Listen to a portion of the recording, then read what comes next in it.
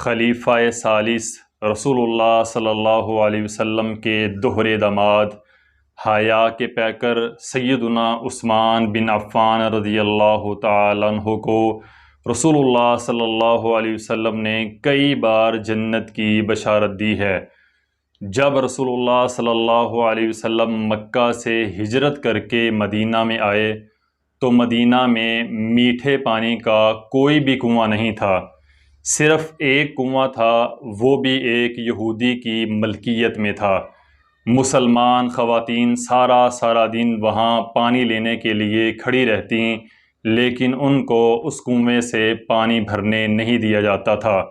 اور پھر یہ کنواں ایک صحابی کی ملکیت میں آیا،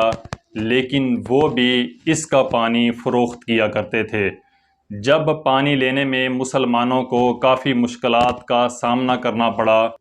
تو یہ صورتحال دیکھ کر رسول اللہ صلی اللہ علیہ وسلم نے ایک اعلان جاری کیا، مَن یبتع بئر رومۃ غفر اللہ لہ۔ رسول اللہ صلی اللہ علیہ وسلم نے یہ اعلان فرمایا کہ جو بندہ اس بئر روما کو خرید کر مسلمانوں میں مکمل طور پر وقف کر دے گا، اللہ سبحانہ وتعالی اس آدمی کو بخش دے گا۔ اور ایک دوسرے مقام پر رسول اللہ صلی اللہ علیہ وسلم نے یہ اعلان فرمایا، من حفر رعمۃ فلہ الجنہ۔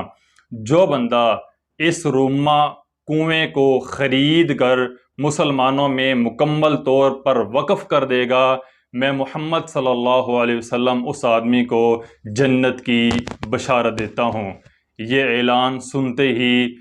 سیدنا عثمان بن عفان رضی اللہ تعالیٰ عنہ خلیفہ ثالث رسول اللہ صلی اللہ علیہ وسلم کے دوہرے داماد اٹھے، اور انہوں نے کئی ہزار درہموں کے عوض اس کنویں کو خرید کر مسلمانوں میں مکمل طور پر وقف کر دیا، اور اس طرح انہوں نے رسول اللہ صلی اللہ علیہ وسلم کی زبان سے جنت کی بشارت حاصل کی۔